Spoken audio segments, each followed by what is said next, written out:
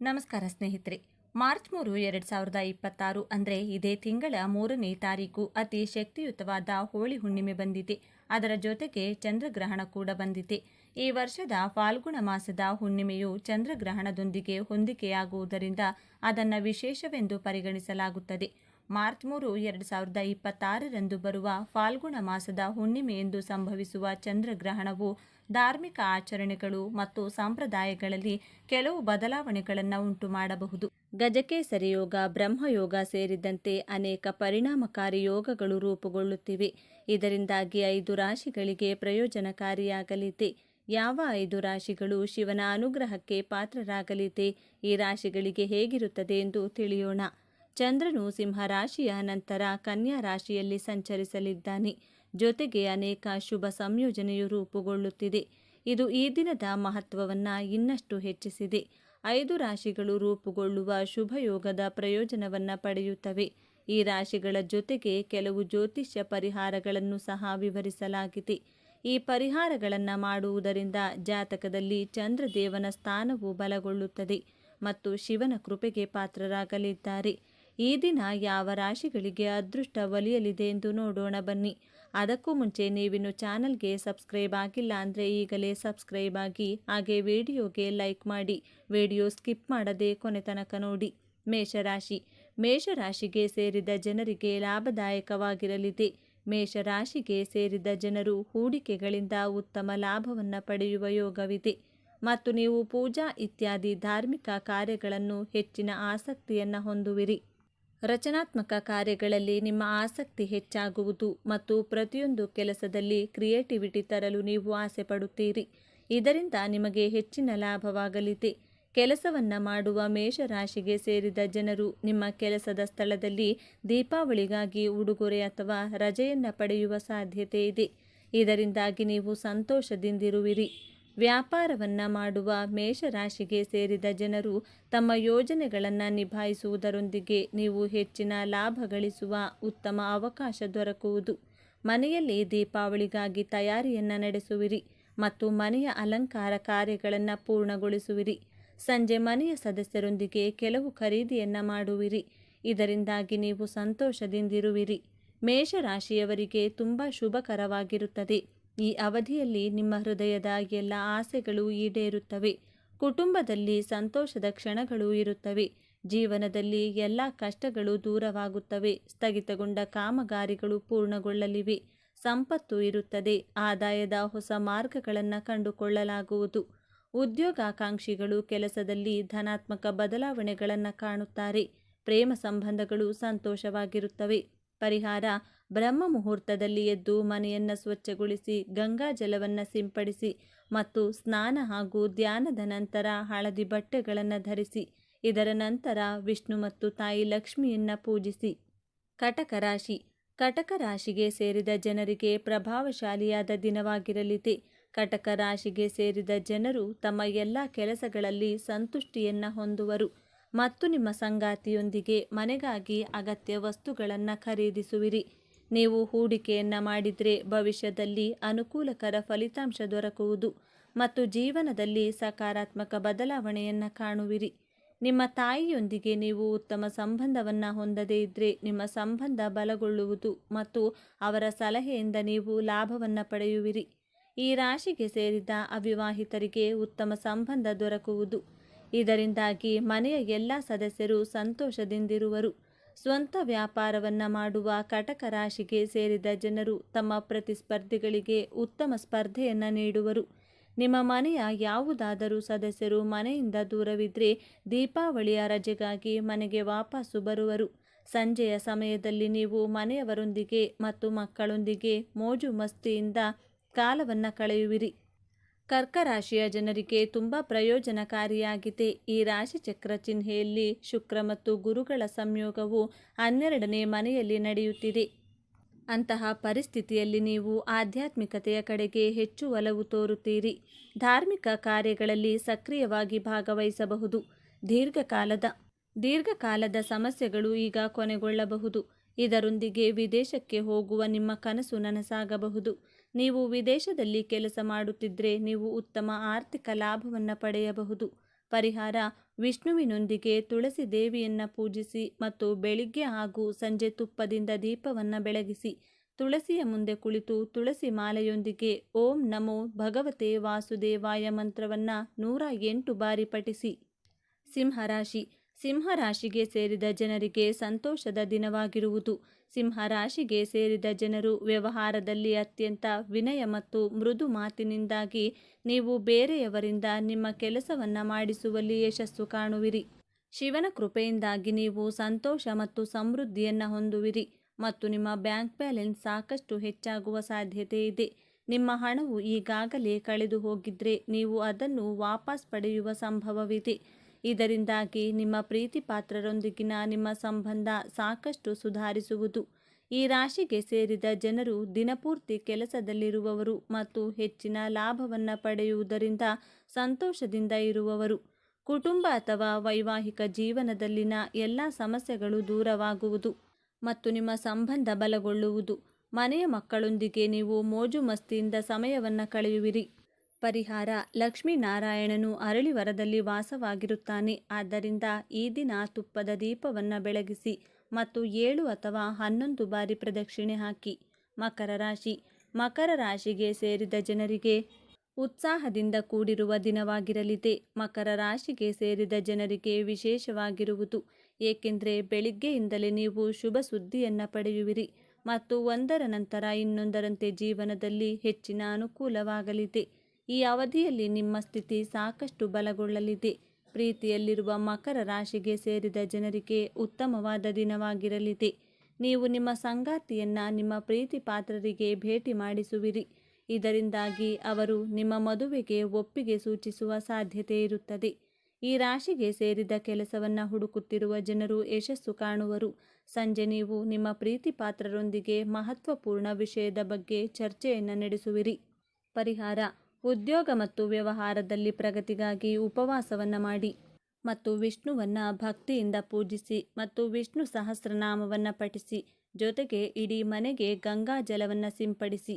ಕುಂಭರಾಶಿ: ಕುಂಭರಾಶಿಗೆ ಸೇರಿದ ಜನರಿಗೆ ವಿಶೇಷವಾಗಿ ಲಾಭದಾಯಕವಾಗಿರಲಿದೆ.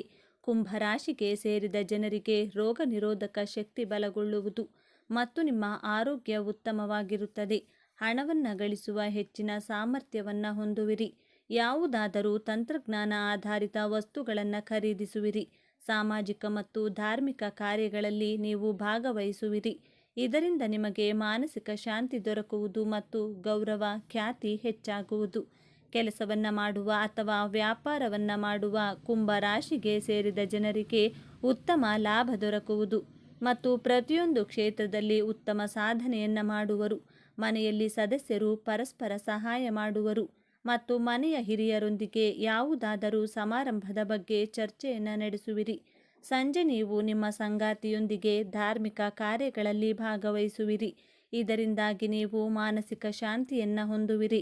ಕುಂಭರಾಶಿಗೆ ಸೇರಿದ ಜನರಿಗೆ ಶನಿ ಮತ್ತು ಗುರುವಿನ ಹಿಮ್ಮುಖ ಚಲನೆಯು ಅತ್ಯಂತ ಹೆಚ್ಚಿನ ನೆಮ್ಮದಿಯನ್ನು ನೀಡಲಿದೆ. ಈ ಅವಧಿಯಲ್ಲಿ ಕುಂಭರಾಶಿಗೆ ಸೇರಿದ ಜನರ ಖರ್ಚು ಮತ್ತು ಸಮಸ್ಯೆಗಳು ಎಲ್ಲವೂ ದೂರವಾಗುವುದು. ಗುರು ಮತ್ತು ಶನಿಯ ಹಿಮ್ಮುಖ ಚಲನೆಯಿಂದಾಗಿ ನಿಮ್ಮ ಜೇಬು ಯಾವಾಗಲೂ ತುಂಬಿರುವುದು ಮತ್ತು ನಿಮ್ಮ ಮನಸ್ಸಿನಲ್ಲಿನ ಸಮಸ್ಯೆಗಳು ದೂರವಾಗಿ ನೀವು ಆರಾಮವಾಗಿರುವಿರಿ. ಕುಂಭರಾಶಿಗೆ ಸೇರಿದ ಜನರಿಗೆ ಈ ಅವಧಿಯಲ್ಲಿ ಧನಸಂಪತ್ತಿನಲ್ಲಿ ಸಾಕಷ್ಟು ಹೆಚ್ಚಳವಾಗಲಿದೆ. ಪರಿಹಾರ: ಉಪವಾಸ ಮಾಡಿ ಮತ್ತು ವಿಷ್ಣು ಹಾಗೂ ಲಕ್ಷ್ಮೀ ದೇವಿಯನ್ನು ಭಕ್ತಿಯಿಂದ ಪೂಜಿಸುವುದರಿಂದ ನೀವು ಸಂತೋಷ ಮತ್ತು ಸಮೃದ್ಧಿಯನ್ನು ಹೊಂದುವಿರಿ. ಸರಿ, ಒಂದು ಸಲ ಪಾರ್ವತಿ ದೇವಿ ಪರಮೇಶ್ವರನ ಹತ್ತಿರ, ಪ್ರಭು, ಯಾವ ಮಹಿಳೆಯರು ಶಿವಲಿಂಗಕ್ಕೆ ಅಭಿಷೇಕ ಮಾಡಬಹುದು, ಯಾವ ಮಹಿಳೆಯರು ಮಾಡುವಂತಿಲ್ಲ ಎಂದು ಕೇಳಿದರು. ಆಗ ಪರಮೇಶ್ವರ ದೇವಿ ಮೊದಲಿಗೆ ಶಿವಲಿಂಗಕ್ಕೆ ಅಭಿಷೇಕ ಮಾಡುವಾಗ ಅನುಸರಿಸಬೇಕಾದ ಕೆಲವು ನಿಯಮಗಳ ಬಗ್ಗೆ ತಿಳಿದುಕೊಳ್ಳಬೇಕು. ಈ 3 ರೀತಿಯ ಮಹಿಳೆಯರು ಎಂದೂ ಕೂಡ ಶಿವಲಿಂಗವನ್ನು ಮುಟ್ಟುವುದಾಗಲಿ ಶಿವಲಿಂಗಕ್ಕೆ ಅಭಿಷೇಕ ಮಾಡುವುದಾಗಲಿ ಮಾಡಬಾರದು. ಆ ಮಹಿಳೆಯರು ಶಿವಲಿಂಗವನ್ನು ಮುಟ್ಟುವುದಾಗಲಿ ಅಥವಾ ಶಿವಲಿಂಗಕ್ಕೆ ಅಭಿಷೇಕ ಮಾಡುವುದಾಗಲಿ ಮಾಡಿದರೆ ಪುಣ್ಯದ ಬದಲಾಗಿ ಪಾಪವನ್ನು ಮೂಟೆ ಕಟ್ಟಿಕೊಳ್ತಾರೆ. ಅವರ ಕುಟುಂಬವೇ ಸರ್ವನಾಶವಾಗುತ್ತದೆ. ಇದಕ್ಕೆ ಸಂಬಂಧಿಸಿದಂತಹ ಒಂದು ಕತೆ ಹೇಳ್ತೇನೆ ಕೇಳು ಎಂದು ಹೇಳಿ ಕತೆ ಹೇಳಲು ಶುರು ಮಾಡಿದರು. ಆ ಕತೆ ಕೇಳೋಕ್ಕೂ ಮುಂಚೆ ನೀವಿನ್ನು ನಮ್ಮ ಚಾನಲ್ನ ಸಬ್ಸ್ಕ್ರೈಬ್ ಮಾಡ್ಕೊಂಡಿಲ್ಲ ಅಂದರೆ ಈಗಲೇ ಸಬ್ಸ್ಕ್ರೈಬ್ ಮಾಡ್ಕೊಳ್ಳಿ. ಹಾಗೆ ಈ ವಿಡಿಯೋ ಇಷ್ಟ ಆದರೆ ಮರೆಯದೇ ಒಂದು ಲೈಕ್ ಕೊಡಿ. ವಿಡಿಯೋ ಸ್ಕಿಪ್ ಮಾಡದೆ ಕೊನೆ ತನಕ ನೋಡಿ. ಪೂರ್ವದಲ್ಲಿ ಒಂದು ಗ್ರಾಮದಲ್ಲಿ ಸುಖದೇವ ಎಂಬ ಒಬ್ಬ ಯುವಕನಿದ್ದ. ಅವನು ವೇದಗಳು ಹಾಗೂ ಪುರಾಣಗಳನ್ನು ತಿಳಿದುಕೊಂಡಿದ್ದ. ಅವನಿಗೆ ದೈವಭಕ್ತಿ ಜಾಸ್ತಿ ಇತ್ತು. ಪ್ರತಿದಿನ ಎಷ್ಟೋ ಶ್ರದ್ಧಾಭಕ್ತಿಯಿಂದ ದಿನ ಕಳೆಯುತ್ತಿದ್ದ. ಅದೇ ಊರಿನಲ್ಲಿ ಸುಧರ್ಮ ಎಂಬ ಒಬ್ಬ ಬ್ರಾಹ್ಮಣ ಇದ್ದ. ಅವನಿಗೆ ಸುಮತಿ ಎಂಬ ಸುಂದರವಾದ ಮಗಳಿದ್ದಳು. ಅವಳು ಪರಮೇಶ್ವರನ ಪರಮ ಭಕ್ತಿ. ಪ್ರತಿದಿನ ಕಾರ್ತಿಕ ಮಾಸದಲ್ಲಿ ವ್ರತ ಮಾಡುತ್ತಾ ಶಿವಲಿಂಗಕ್ಕೆ ಅಭಿಷೇಕ ಮಾಡುತ್ತಿದ್ದಳು. ಸುಮತಿಗಾಗಿ ಸುಧರ್ಮ ಒಳ್ಳೆಯ ವರನಿಗಾಗಿ ಹುಡುಕಾಡುತ್ತಿದ್ದ. ಆಗ ಸುಧರ್ಮನ ಹೆಂಡತಿ ಸುಖದೇವನ ಬಗ್ಗೆ ಗಂಡನಿಗೆ ಹೇಳಿದಳು. ಸುಖದೇವನಂತ ಒಳ್ಳೆಯ ಯುವಕನೊಂದಿಗೆ ನಮ್ಮ ಮಗಳ ಮದುವೆ ಮಾಡಿದರೆ ಅವಳು ತುಂಬ ಸಂತೋಷವಾಗಿರುತ್ತಾಳೆ ಎಂದಳು. ಅವನ ಹೆಂಡತಿಯ ಮಾತುಗಳನ್ನು ಸುಧರ್ಮ ಕೂಡ ಒಪ್ಪಿಕೊಂಡ. ಇದೇ ವಿಷಯ ಮಾತನಾಡಲು ಸುಖದೇವನ ಮನೆಗೆ ಸುಧರ್ಮ ಹೋದ. ಆ ಸಮಯದಲ್ಲಿ ಸುಖದೇವ ತಂದೆ ತಾಯಿಯ ಸೇವೆ ಮಾಡುತ್ತಿದ್ದ. ಸುಖದೇವನ ತಂದೆ ತಾಯಿ ಸುಧರ್ಮನನ್ನ ಗೌರವಪೂರ್ವಕವಾಗಿ ಮನೆಯೊಳಗೆ ಕರೆದರು. ತಂದೆ ತಾಯಿಯ ಸೇವೆ ಮಾಡುತ್ತಿದ್ದ ಸುಖದೇವನನ್ನು ನೋಡಿ ಸುಧರ್ಮ ಕೂಡ ಸಂತೋಷಿಸಿದ. ಇಂತಹ ಸಂಸ್ಕಾರವುಳ್ಳ ಯುವಕನೊಂದಿಗೆ ಮಗಳ ಮದುವೆ ಮಾಡಿದರೆ ಅವಳು ಜೀವನ ಪರ್ಯಂತ ಸುಖವಾಗಿರುತ್ತಾಳೆ ಎಂದು ಸುಧರ್ಮನಿಗೆ ಅರ್ಥವಾಯಿತು. ಸುಖದೇವ ಸುಧರ್ಮನಿಗೆ ನಮಸ್ಕರಿಸಿ ಬಂದ. ಕಾರಣವನ್ನ ಕೇಳಿದ. ಅದಕ್ಕೆ ಸುಧರ್ಮ ಏನು ಮಾತನಾಡದೆ ಅವನ ಮನೆಯೆಲ್ಲ ನೋಡಲು ಶುರು ಮಾಡಿದ. ಆ ಮನೆ ಎಷ್ಟೋ ಪವಿತ್ರವಾಗಿ ಪರಿಶುದ್ಧವಾಗಿ ಕಾಣಿಸುತ್ತಿತ್ತು. ದೇವರ ಮನೆಯೊಳಗೆ ಒಂದು ಶಿವಲಿಂಗ ಕೂಡ ಇತ್ತು. ದೇವರ ಮನೆ ನೋಡಿದರೆ ದೇವಸ್ಥಾನ ನೋಡಿದಂತಹ ಅನುಭವ ಆಗುತ್ತಿತ್ತು. ಇದೆಲ್ಲ ನೋಡಿದ ಸುಧರ್ಮನಿಗೆ ಸುಖದೇವ ಮಾತ್ರವೇ ಅವನ ಅಳಿಯನಾಗಲು ಯೋಗ್ಯ ಅನ್ನಿಸಿತು. ಇನ್ನು ಆಲಸ್ಯ ಮಾಡದೆ ಸುಧರ್ಮ ಸುಖದೇವ ಹಾಗೂ ಅವನ ತಂದೆ ತಾಯಿಯೊಂದಿಗೆ, ನಾನು ನಿಮ್ಮ ಮನೆಗೆ ಬರಲು ಕಾರಣ, ನನ್ನ ಮಗಳಾದ ಸುಮತಿಗೆ ವರನನ್ನು ಹುಡುಕುತ್ತಿದ್ದೇವೆ. ಅವಳಿಗೆ ಸುಖದೇವನೇ ಸರಿಯಾದ ಜೋಡಿ ಎಂದು ತೀರ್ಮಾನಿಸಿಕೊಂಡು ವರನನ್ನ ಕೇಳಲು ಬಂದೆ ಎಂದ. ಸುಧರ್ಮ ಆ ಮಾತನ್ನು ಕೇಳಿ ಸುಖದೇವನ ತಂದೆ ತಾಯಿ ಎಷ್ಟೋ ಸಂತೋಷಪಟ್ಟರು. ತಂದೆ ತಾಯಿ ಸುಖದೇವನನ್ನ ಮದುವೆಗೆ ಒಪ್ಪಿಸಿದರು. ಸುಮತಿಯ ಸೌಂದರ್ಯ ನೋಡಿದ ಸುಖದೇವ ಕೂಡ ಅಷ್ಟೊಂದು ಸುಂದರವಾದ ಯುವತಿ ತನ್ನ ಪತ್ನಿ ಆಗುತ್ತಿರುವುದಕ್ಕೆ ತುಂಬಾನೇ ಸಂತೋಷಿಸಿದ. ಗುರುಹಿರಿಯರ ಸಮ್ಮಕ್ಷದಲ್ಲಿ ಆಡಂಬರವಾಗಿ ಇಬ್ಬರ ಮದುವೆ ನಡೆಯಿತು. ಸುಮತಿ ಅತ್ತೆಯ ಮನೆಗೆ ಕಾಲಿಟ್ಟಲು. ಗಂಡನ ಮನೆಯಲ್ಲಿ ಎಷ್ಟೋ ಸುಖ ಸಂತೋಷದಿಂದ ಬದುಕುತ್ತಿದ್ದಳು. ಸುಮತಿಗೆ ಒಳ್ಳೆಯ ಪತಿವ್ರತೆ ಹಾಗೂ ಗೃಹಿಣಿಗೆ ಇರಬೇಕಾದಂತಹ ಎಲ್ಲ ಗುಣಲಕ್ಷಣಗಳಿತ್ತು. ಅವಳು ಮನೆಯನ್ನ ಅಚ್ಚುಕಟ್ಟಾಗಿ ನೋಡಿಕೊಳ್ಳುತ್ತಿದ್ದಳು. ಅತ್ತೆ ಮಾವನನ್ನ ಗೌರವಿಸುತ್ತಿದ್ದಳು. ಗಂಡನನ್ನ ಪ್ರೀತಿಸುತ್ತಿದ್ದಳು. ಪರಪುರುಷರನ್ನ ಕಣ್ಣೆತ್ತಿಯೂ ಕೂಡ ನೋಡುತ್ತಿರಲಿಲ್ಲ. ಎಲ್ಲವನ್ನೂ ಅಷ್ಟೊಂದು ಅಚ್ಚುಕಟ್ಟಾಗಿ ಮಾಡುತ್ತಿದ್ದ ಸುಮತಿಯ ಮನೆಯಲ್ಲಿ ಮಹಾಲಕ್ಷ್ಮಿ ಕೂಡ ಸ್ಥಿರವಾಗಿ ನೆಲೆಸಿದಳು. ಯಾವ ಮಹಿಳೆ ಸತ್ಯ, ಧರ್ಮ, ನ್ಯಾಯ, ನೀತಿ, ಶುಚಿ, ಶುಭ್ರತೆ, ತಾಳ್ಮೆಯಿಂದ ಇರುತ್ತಾಳೋ ಆ ಹೆಣ್ಣಿರುವ ಮನೆಯಲ್ಲಿ ಮಹಾಲಕ್ಷ್ಮಿ ಇರಲು ಇಷ್ಟಪಡುತ್ತಾಳೆ. ಆ ರೀತಿ ಎಷ್ಟೋ ಸಂತೋಷವಾಗಿದ್ದಂತಹ ಮನೆ ಸುಮತಿ ಮಾಡಿದ ಚಿಕ್ಕ ತಪ್ಪಿನಿಂದ ನಾಶವಾಯಿತು. ಕಡುಬಡತನದ ಅನುಭವಿಸಬೇಕಾಯಿತು. ಅವಳು ಮಾಡಿದ ತಪ್ಪೇನೆಂದರೆ ಶ್ರಾವಣ ಮಾಸದ ಮೊದಲನೇ ದಿನ ಅಮಾವಾಸ್ಯೆಯಿಂದ ಶುರುವಾಗಿತ್ತು. ಆ ದಿನದಂದು ಸುಮತಿ ತಿಳಿಯದೆ ಹೆಚ್ಚಾಗಿ ಈರುಳ್ಳಿ ಬಳಸಿ ಅಡುಗೆ ತಯಾರಿಸಿದಳು. ಅದರ ಜೊತೆ ಸೈಂಧವ ಲವಣವನ್ನು ಕೂಡ ಬಳಸಿದಳು. ಅಡುಗೆ ತುಂಬ ರುಚಿಯಾಗಿದ್ದರಿಂದ ಮನೆಯವರೆಲ್ಲ ಸ್ವಲ್ಪ ಹೆಚ್ಚಾಗಿಯೇ ಊಟ ತಿಂದರು. ಮಾರನೇ ದಿನ ಬೆಳಿಗ್ಗೆ ಕೂಡ ರಾತ್ರಿ ಉಳಿದ ಊಟವನ್ನು ಸುಮತಿ ಹಾಗೂ ಸುಖದೇವ ತಿಂದರು. ಅತಿ ಹೆಚ್ಚು ಈರುಳ್ಳಿ ಸೇವಿಸಿದ್ದರಿಂದ ಅವರಲ್ಲಿ ಕಾಮಭಾವನೆ ಹೆಚ್ಚಾಯಿತು. ಸುಮತಿ ಹಾಗೂ ಸುಖದೇವ ಆ ದಿನ ಬೆಳಿಗ್ಗೆ ಶಾರೀರಿಕವಾಗಿ ಒಂದಾದರು. ಅದರ ನಂತರ ಎಂದಿನಂತೆ ಸುಮತಿ ಶಿವಲಿಂಗಕ್ಕೆ ಅಭಿಷೇಕ ಮಾಡಿ ಪೂಜೆ ಮಾಡಿದಳು. ಸುಮತಿ ಪ್ರತಿದಿನ ಸ್ನಾನ ಮಾಡಿಕೊಂಡು ಶ್ರದ್ಧಾಭಕ್ತಿಯಿಂದ ಶಿವನ ಪೂಜೆ ಮಾಡುತ್ತಿದ್ದಳು. ಆದರೆ ಆ ದಿನ ಸ್ನಾನ ಮಾಡಿದ ನಂತರ ಗಂಡನೊಂದಿಗೆ ಸಂತೋಷವಾಗಿ ಕಳೆದ ಸುಮತಿ ಮತ್ತೆ ಸ್ನಾನ ಮಾಡಿಕೊಂಡರೆ ಎಲ್ಲಿ ಅತ್ತೆ ಮಾವನಿಗೆ ಅನುಮಾನ ಬರುತ್ತದೋ, ಅವರು ಎಲ್ಲಿ ತಪ್ಪು ತಿಳಿದುಕೊಳ್ಳುತ್ತಾರೋ, ಇನ್ನು ಪೂಜೆ ಯಾಕೆ ಮಾಡಿಲ್ಲ ಎಂದು ಅತ್ತೆ ಕೇಳುವ ಮುಂಚೆ ಪೂಜೆ ಮುಗಿಸಬೇಕು ಎಂದುಕೊಂಡು ಓಡೋಡಿ ಹೋಗಿ ಗಬಗಬನೆ ಒಂದು ಚೂರು ಶ್ರದ್ಧಾಭಕ್ತಿ ಇಲ್ಲದೆ ಶಿವಲಿಂಗಕ್ಕೆ ಅಭಿಷೇಕ ಮಾಡಿ ಬೇಗನೆ ವಿಭೂತಿ ಹಚ್ಚಿ ಕುಂಕುಮ ಇಟ್ಟು ಪೂಜೆ ಮಾಡಿ ಮುಗಿಸಿದಳು. ಮೈಲಿಗೆ ಆಗಿದ್ದ ಸುಮತಿ ಪೂಜೆ ಮಾಡಿದ್ದರಿಂದ ಕೋಪಗೊಂಡ ಪರಮೇಶ್ವರ ಆ ಮನೆ ಬಿಟ್ಟು ಹೊರಟು ಹೋದರು. ಸುಮತಿಯ ಅತ್ತೆ ಮಾವ ತೀರ್ಥಯಾತ್ರೆಗೆಂದು ಹೋದರು. ಇನ್ನು ಮನೆಯಲ್ಲಿ ದೊಡ್ಡವರು ಹೇಳುವವರು ಕೇಳುವವರು ಯಾರೂ ಇಲ್ಲದೆ ಸುಮತಿ ನಿಧಾನವಾಗಿ ಅವಳ ಆಚಾರ ವಿಚಾರಗಳನ್ನು ಮರೆತು ಹೋದಳು. ಅವಳು ಮನಸ್ಸಿನಲ್ಲಿ ಯಾವಾಗಲೂ ಶೃಂಗಾರದ ಆಲೋಚನೆಗಳೇ ತುಂಬಿಕೊಂಡಿತ್ತು. ದಿನನಿತ್ಯದ ಕಾರ್ಯಕ್ರಮಗಳು ಮರೆತು ಹೋಗಿ ಹೊತ್ತುಗೊತ್ತು ಇಲ್ಲದಂತೆ ಗಂಡನೊಂದಿಗೆ ಸರಸ ಸಲ್ಲಾಪದಲ್ಲಿ ತೊಡಗಿಕೊಂಡಳು. ಅವಳು ಮಾಡುತ್ತಿರುವ ಅಡುಗೆಗಳಲ್ಲೂ ಕೂಡ ಈರುಳ್ಳಿ, ಬೆಳ್ಳುಳ್ಳಿ, ಉಪ್ಪು, ಖಾರ ಹೆಚ್ಚಾಗಿದ್ದರಿಂದ ಸುಖದೇವನು ಕೂಡ ಎಲ್ಲ ಆಚಾರ ವಿಚಾರಗಳನ್ನು ಮರೆತು ಹೋಗಿ ಇದೇ ಕೆಲಸದಲ್ಲಿ ಮುಳುಗಿ ಹೋದ. ಒಂದು ದಿನ ಸುಮತಿ ಹಾಗೂ ಸುಖದೇವ ಋತುಸ್ರಾವದ ಸಮಯದಲ್ಲೂ ಕೂಡ ಶಾರೀರಿಕವಾಗಿ ಒಂದಾದರು. ಇದರಿಂದ ಅವರ ದೇಹದೊಳಗೆ ಪಾಪ ಪ್ರವೇಶ ಮಾಡಿತು. ಅದುವರೆಗೂ ಅವರಿಬ್ಬರೂ ಮಾಡಿದಂತಹ ಪೂಜೆಗಳು, ಹಬ್ಬಗಳು, ವ್ರತಗಳು ಫಲಿಸದಂತೆ ಆಚಾರ ವಿಚಾರಗಳು ಎಲ್ಲವೂ ಕೂಡ ನಾಶವಾಯಿತು. ಋತುಸ್ರಾವದ ಸಮಯದಲ್ಲಿ ಹೆಣ್ಣಿನ ಮೈಯೊಳಗೆ ಬ್ರಹ್ಮ ಹತ್ಯೆ ಪಾತಕ ಎಂಬ ಪಾಪವಾಸ ಮಾಡುತ್ತದೆ. ಆ ಸಮಯದಲ್ಲಿ ಆಕೆಯ ಜೊತೆ ಯಾವ ಪುರುಷ ಶಾರೀರಿಕ ಸಂಬಂಧ ಇಟ್ಟುಕೊಳ್ತಾನೋ ಆ ಪಾಪ ಅವನ ಮೈಯೊಳಗೆ ಪ್ರವೇಶ ಮಾಡುತ್ತದೆ. ಇತ್ತ ಸುಖದೇವನ ಮೈಯೊಳಗೂ ಕೂಡ ಬ್ರಹ್ಮ ಹತ್ಯೆ ಪಾತಕ ಸೇರಿಕೊಂಡಿತ್ತು. ಆ ಪಾಪದ ಕಾರಣದಿಂದ ಸುಖದೇವನಿಗೆ ಕುಷ್ಠರೋಗ ಆವರಿಸಿತು. ಅವನ ಮೈಯಿಂದ ರಕ್ತ, ಕೀವು ಸುರಿಯಲಾರಂಭಿಸಿತು. ತೀರ್ಥಯಾತ್ರೆ ಮುಗಿಸಿಕೊಂಡು ಸುಖದೇವನ ತಂದೆ ತಾಯಿ ಮನೆಗೆ ಬಂದರು. ಆ ಮನೆ ವಾತಾವರಣ, ಸುಮತಿಯ ನಡವಳಿಕೆ, ಮಗನ ರೋಗ ಎಲ್ಲವನ್ನೂ ಗಮನಿಸಿದ ಸುಖದೇವನ ತಾಯಿಗೆ ವಿಷಯ ಅರ್ಥವಾಯಿತು. ಆ ಮನೆಯನ್ನ ಹಾಳು ಮಾಡಿ ಮಗನಿಗೆ ಈ ಪರಿಸ್ಥಿತಿ ತಂದ ಸುಮತಿಯ ಮೇಲೆ ಕೋಪಗೊಂಡು ಅವಳನ್ನು ಮನೆಯಿಂದ ಹೊರಗಟ್ಟಿದಳು. ಅದುವರೆಗೂ ಆ ಮನೆಯೇ ಪ್ರಪಂಚ, ಗಂಡನೇ ದೇವರು ಅಂದುಕೊಂಡಿದ್ದ ಸುಮತಿಗೆ ಎಲ್ಲಿ ಹೋಗುವುದೆಂದು ಅರ್ಥವಾಗಲಿಲ್ಲ. ಅವಳು ಮಾಡಿದ ತಪ್ಪೇನೆಂದು ಕೂಡ ಅವಳಿಗೆ ಗೊತ್ತಿಲ್ಲ. ಅವಳು ಅಳುತ್ತಾ ಕಾಡಿಗೆ ಹೋದಳು. ಅಲ್ಲೊಂದು ಆಶ್ರಮ ಕಾಣಿಸಿತು. ಆಶ್ರಮದಲ್ಲಿ ಕುಳಿತುಕೊಂಡು ಸುಮತಿ ಜೋರಾಗಿ ಅಳುವುದಕ್ಕೆ ಶುರು ಮಾಡಿದಳು. ಅವಳ ಅಳು ಕೇಳಿಸಿಕೊಂಡ ಸಾಧು ಹೊರಗೆ ಬಂದು, ಯಾರಮ್ಮ ನೀನು, ಯಾಕೆ ಈ ರೀತಿ ಅಳ್ತಿದ್ದೀಯಾ ಎಂದು ಕೇಳಿದರು. ಆಗ ಸುಮತಿ, ಸ್ವಾಮಿ, ನಾನು ನನ್ನ ಗಂಡ, ಅತ್ತೆ ಮಾವ ಎಷ್ಟು ಸಂತೋಷವಾಗಿ ಬದುಕುತ್ತಿದ್ದೆವು. ನನ್ನ ಅತ್ತೆ ಮಾವ ತೀರ್ಥಯಾತ್ರೆಗೆ ಹೋದರು. ಅವರು ಹಿಂದಿರುಗಿ ಬರುವಷ್ಟರಲ್ಲಿ ನಾವು ಕೂಡಿಟ್ಟ ಎಲ್ಲ ಆಸ್ತಿಯನ್ನು ಕಳೆದುಕೊಂಡು ಬಡತನಕ್ಕೆ ಬಂದು ಬಿಟ್ಟೆವು. ಅದರ ಜೊತೆ ನನ್ನ ಗಂಡ ಕೂಡ ಕುಷ್ಠರೋಗಕ್ಕೆ ತುತ್ತಾದರು. ತೀರ್ಥಯಾತ್ರೆಯಿಂದ ಬಂದ ನನ್ನ ಅತ್ತೆ ಇದೆಲ್ಲದಕ್ಕೂ ಕಾರಣ ನಾನೇ ಎಂದು ನನ್ನನ್ನು ದೂಷಿಸಿ ಮನೆಯಿಂದ ಹೊರಗೆ ತಳ್ಳಿಬಿಟ್ಟರು. ಎಲ್ಲಿ ಹೋಗುವುದೆಂದು ದಾರಿ ತಿಳಿಯದೆ ಕಾಡಿನಲ್ಲಿ ಬರುತ್ತಿರುವಾಗ ನಿಮ್ಮ ಆಶ್ರಮ ಕಾಣಿಸಿತು. ನನಗೆ ಇಲ್ಲಿ ವಾಸವಿರಲು ಅನುಮತಿ ಸಿಗಬಹುದೇನೋ ಅಂದುಕೊಂಡು ಇಲ್ಲಿ ಕಾಯುತ್ತಾ ಕುಳಿತಿದ್ದೇನೆ ಎಂದು ಹೇಳಿದಳು. ಇದ್ದಕ್ಕಿದ್ದಂತೆ ನನ್ನ ಗಂಡನಿಗೆ ಕುಷ್ಠರೋಗ ಏಕೆ ಬಂತು, ನಮಗೆ ಬಡತನ ಏಕೆ ಬಂತೆಂದು ನನಗೆ ಅರ್ಥವಾಗುತ್ತಿಲ್ಲ ಸ್ವಾಮಿ ಎಂದಳು ಸುಮತಿ. ಆಗ ಸಾಧು ದಿವ್ಯ ದೃಷ್ಟಿಯಿಂದ ನೋಡಿ ನಡೆದ ಎಲ್ಲ ವಿಷಯಗಳನ್ನು ಅರ್ಥ ಮಾಡಿಕೊಂಡು, ನೋಡಮ್ಮ ಸುಮತಿ, ಗಂಡನೊಂದಿಗೆ ಶಾರೀರಿಕವಾಗಿ ಒಂದಾಗುವುದು ಗೃಹಿಣಿಯ ಕರ್ತವ್ಯ. ಆದರೆ ಅದಕ್ಕೊಂದು ಹೊತ್ತು ಗೊತ್ತು ಇರುತ್ತದೆ. ಗಂಡನೊಂದಿಗೆ ಶಾರೀರಿಕವಾಗಿ ರಾತ್ರಿ ಮಾತ್ರವೇ ಇರಬೇಕು. ಸೂರ್ಯ ಬಂದ ನಂತರ ಇರಬಾರದು. ಹಾಗೆ ಸಂಜೆ ಲಕ್ಷ್ಮಿ ಬರುವ ಸಮಯದಲ್ಲೂ ಕೂಡ ಶಾರೀರಿಕವಾಗಿ ಒಂದಾಗಬಾರದು. ಮುಖ್ಯವಾಗಿ ಋತುಸ್ರಾವದ ಸಮಯದಲ್ಲಿ ಯಾರನ್ನು ಕೂಡ ಮುಟ್ಟಬಾರದು. ಅಂಥದ್ದರಲ್ಲಿ ಒಬ್ಬ ಪುರುಷನೊಂದಿಗೆ, ಅವನು ಗಂಡನೇ ಆಗಿದ್ದರೂ ಅವನೊಂದಿಗೆ ಶಾರೀರಿಕವಾಗಿರುವುದು ಮಹಾಪಾಪ. ನಿನ್ನ ಅತ್ತೆ ಹೇಳಿದ ಮಾತು ಸತ್ಯ. ಇವತ್ತು ನಿನ್ನ ಗಂಡ ಕುಷ್ಠರೋಗಕ್ಕೆ ತುತ್ತಾಗಿ ಇದ್ದಾನೆಂದರೆ ಅದಕ್ಕೆ ಕಾರಣ ಋತುಸ್ರಾವದ ಸಮಯದಲ್ಲಿ ನೀವಿಬ್ಬರೂ ಒಂದಾಗಿರುವುದು. ಹಾಗೆ ನಿನ್ನ ಬಡತನಕ್ಕೆ ಕಾರಣ ಕೂಡ ನೀವಿಬ್ಬರೂ ಹೊತ್ತುಗೊತ್ತು ಇಲ್ಲದಂತೆ ಮಾಡಿದಂತಹ ಸಂಸಾರ. ಮತ್ತೆ ನಿಮ್ಮ ಸ್ಥಿತಿ ಬದಲಾಗಲು ತುಂಬ ಕಾಲ ಹಿಡಿಯುತ್ತದೆ. ದೇವರು ಮನಸ್ಸು ಮಾಡಿ ಆದಷ್ಟು ಬೇಗನೆ ಕರಗುವುದಿಲ್ಲ. ನೀನು ಈ ಆಶ್ರಮದಲ್ಲಿರಲು ನಾನು ಅನುಮತಿ ಕೊಡುತ್ತಿದ್ದೇನೆ. ಆದರೆ ಪ್ರತಿದಿನ ನೀನು ಬೆಳಿಗ್ಗೆ ಎದ್ದ ತಕ್ಷಣ ತಲೆ ಸ್ನಾನ ಮಾಡಿಕೊಂಡು ಶಿವನಿಗೆ ಭಕ್ತಿಯಿಂದ ಅಭಿಷೇಕ ಮಾಡುತ್ತಾ ಅವರ ಬಳಿ ಕ್ಷಮೆ ಕೇಳುತ್ತಿರಬೇಕು.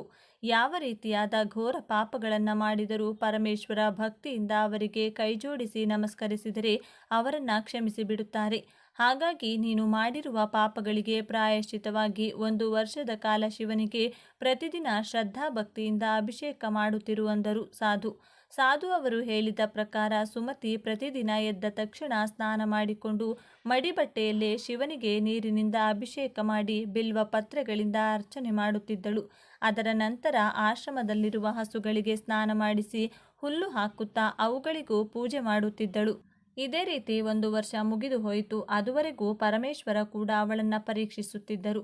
ಸುಮತಿಯಲ್ಲಿ ಉಂಟಾದ ಬದಲಾವಣೆಗಳನ್ನು ಗಮನಿಸಿದ ಸಾಧು ಒಂದು ದಿನ ಸುಮತಿಯನ್ನು ಕರೆದು, ಮಗಳೇ ಸುಮತಿ, ನಿನಗೆ ಕೆಲವು ವಿಚಾರಗಳನ್ನು ಹೇಳುತ್ತೇನೆ ಕೇಳು. ಶ್ರಾವಣ ಮಾಸದಲ್ಲಿ ಈರುಳ್ಳಿ, ಬೆಳ್ಳುಳ್ಳಿ ಮುಂತಾದ ಪದಾರ್ಥಗಳನ್ನು ತಿನ್ನಬಾರದು. ಶಿವನ ಪೂಜೆ ಮಾಡುವಾಗ ಶಿವಲಿಂಗಕ್ಕೆ ಮರೆತು ಕೂಡ ತುಳಸಿ ಎಲೆಗಳನ್ನು ಸಮರ್ಪಿಸಬಾರದು. ಶಿವಲಿಂಗದ ಮೇಲೆ ಅರಿಶಿನ ಕುಂಕುಮ ಹಚ್ಚಬಾರದು. ಶಿವಲಿಂಗದ ಮುಂದೆ ಕುಳಿತುಕೊಂಡು ಶಂಕುಧ್ವನಿ ಮಾಡಬಾರದು. ಈ ಎಲ್ಲ ನಿಯಮಗಳನ್ನು ಅನುಸರಿಸುತ್ತಾ ನೀನು ಸೋಮವಾರಗಳಂದು ವ್ರತ ಆಚರಿಸಿದರೆ ನೀನು ಮಾಡಿದ ಎಲ್ಲ ಪಾಪಗಳು ಹೊರಟು ಹೋಗುತ್ತದೆ ಅಂದರು ಸಾಧು. ಒಂದೆರಡು ದಿನಗಳಲ್ಲಿ ಶ್ರಾವಣ ಮಾಸ ಕೂಡ ಬಂದು ಬಿಟ್ಟಿತು. ಸಾಧುವಿನ ಮಾತಿನ ಪ್ರಕಾರ ಸುಮತಿ ಸೋಮವಾರ ವ್ರತ ಶುರು ಮಾಡಿದಳು. 16 ಸೋಮವಾರಗಳು ಮಾಡಿದಳು. ಆದರೂ ಕೂಡ ಅವಳ ಜೀವನದಲ್ಲಿ ಯಾವುದೇ ಬದಲಾವಣೆ ಕಾಣಿಸದಿದ್ದಾಗ ಮನನೊಂದ ಸುಮತಿ ಆತ್ಮಹತ್ಯೆ ಮಾಡಿಕೊಳ್ಳಲು ತೀರ್ಮಾನಿಸಿಕೊಂಡಳು. ಅಲ್ಲೇ ಇರುವ ಶಿವಾಲಯದ ಪಕ್ಕದಲ್ಲಿರುವ ನದಿಯೊಳಗೆ ಸುಮತಿ ಹಾರಿದಳು. ಆಗಲೇ ಒಂದು ಚಮತ್ಕಾರ ನಡೆಯಿತು. ಸುಮತಿ ನೀರಿನಲ್ಲಿ ಬಿದ್ದ ಹೂವಿನಂತೆ ಹೊರಗೆ ತೇಲಿ ಬಂದಳು. ಅವಳ ಮುಂದೆ ಸಾಕ್ಷಾತ್ ಪರಮೇಶ್ವರ ಪ್ರತ್ಯಕ್ಷವಾದರು. ಅವಳ ಮುಂದೆ ನಿಂತಿರುವ ಶಿವನನ್ನ ನೋಡಿ ಸುಮತಿಗೆ ಅದು ಕನಸೋ ನನಸೋ ಅರ್ಥವಾಗಲಿಲ್ಲ. ಎಷ್ಟೋ ಭಕ್ತಿಯಿಂದ ಅವರಿಗೆ ನಮಸ್ಕಾರ ಮಾಡಿ ಅವಳಿಗೆ ಬಂದ ಎಲ್ಲ ಕೀರ್ತನೆಗಳು, ಭಜನೆಗಳು, ಶ್ಲೋಕಗಳನ್ನು ಹಾಡಿದಳು. ಸ್ವಾಮಿ, ನಾನು ತಿಳಿಯದೆ ಮಾಡಿರುವ ಎಲ್ಲ ಪಾಪಗಳಿಂದ ನನ್ನನ್ನ ವಿಮುಕ್ತಿ ಕಲುಗಿಸಿ ಎಂದು ಬೇಡಿಕೊಂಡಳು. ಆಗ ಪರಮೇಶ್ವರ, ಸುಮತಿ, ನೀನು ತಿಳಿಯದೆ ದೊಡ್ಡ ಪಾಪವನ್ನ ಮಾಡಿಬಿಟ್ಟೆ. ಶ್ರಾವಣ ಮಾಸದಲ್ಲಿ ಮಾಂಸಾಹಾರಕ್ಕೆ ಸಮಾನವಾದ ಈರುಳ್ಳಿ, ಬೆಳ್ಳುಳ್ಳಿ ತಿನ್ನುವುದು ಮಾತ್ರವಲ್ಲದೆ ಆ ಅಡುಗೆಯನ್ನ ಮಾರನೇ ದಿನ ಕೂಡ ಇಟ್ಕೊಂಡು ಹಲಸಿದ ಪದಾರ್ಥಗಳನ್ನು ದಂಪತಿಗಳು ತಿಂದಿದ್ದೀರಿ. ಆ ಕಾರಣದಿಂದಾಗಿ ನಿಮ್ಮೊಳಗೆ ಕಾಮಸಿಕ ಭಾವನೆ ಹೆಚ್ಚಾಯಿತು. ನಿಮ್ಮೊಳಗೆ ಕ್ರಮೇಣ ಕಾಮ ಕೋರಿಕೆಗಳು ಬೆಳೆಯಿತು. ನಿನ್ನ ಗಂಡನೊಂದಿಗೆ ಶಾರೀರಿಕವಾಗಿ ಇದ್ದ ನಂತರ ಸ್ನಾನ ಮಾಡದೆ ನನ್ನನ್ನು ಮುಟ್ಟಿ ಅಪರಾಧ ಮಾಡಿದೆ. ಅದು ಮಾತ್ರವಲ್ಲದೆ ಋತುಸ್ರಾವದ ಸಮಯದಲ್ಲೂ ಕೂಡ ನೀನು ಗಂಡನೊಂದಿಗೆ ಶಾರೀರಿಕವಾಗಿದ್ದೆ. ಯಾವಾಗ ಗಂಡ ಹೆಂಡತಿ ಶಾರೀರಿಕವಾಗಿ ಒಂದಾಗುತ್ತಾರೋ ಆಗ ಅವರಿಬ್ಬರ ಶರೀರವು ಅಪವಿತ್ರವಾಗುತ್ತದೆ. ಅಂತಹ ಸಮಯದಲ್ಲಿ ತಲೆಸ್ನಾನ ಮಾಡದೆ ಶಿವಲಿಂಗವನ್ನು ಯಾವ ಪರಿಸ್ಥಿತಿಯಲ್ಲೂ ಮುಟ್ಟಬಾರದು. ನೀನು ಆ ರೀತಿ ಮುಟ್ಟಿದ ಕಾರಣ ನಿನ್ನ ಶರೀರದೊಳಗೆ ಮಹಾಮೋಹವೆಂಬ ಭೂತ ಪ್ರವೇಶ ಮಾಡಿತು. ಅದರ ಕಾರಣದಿಂದ ನೀನು ಹಾಗೂ ನಿನ್ನ ಗಂಡ ಮೋಹದಲ್ಲಿ ಮುಳುಗಿ ಹೋಗುವಂತಾಯಿತು. ಇದೇ ಕಾರಣದಿಂದಲೇ ಋತುಸ್ರಾವದ ಸಮಯದಲ್ಲೂ ಕೂಡ ನೀವು ನಿಮ್ಮ ಕಾಮ ಕೋರಿಕೆಗಳನ್ನು ಕಟ್ಟಿಹಾಕಲು ಸಾಧ್ಯವಾಗಲಿಲ್ಲ. ದೇವರ ಅನುಗ್ರಹಕ್ಕೆ ಗುರಿಯಾಗಿದ್ದೀರಿ. ಆ ಕಾರಣದಿಂದ ನಿನ್ನ ಗಂಡ ಕುಷ್ಠರೋಗಕ್ಕೆ ತುತ್ತಾದ.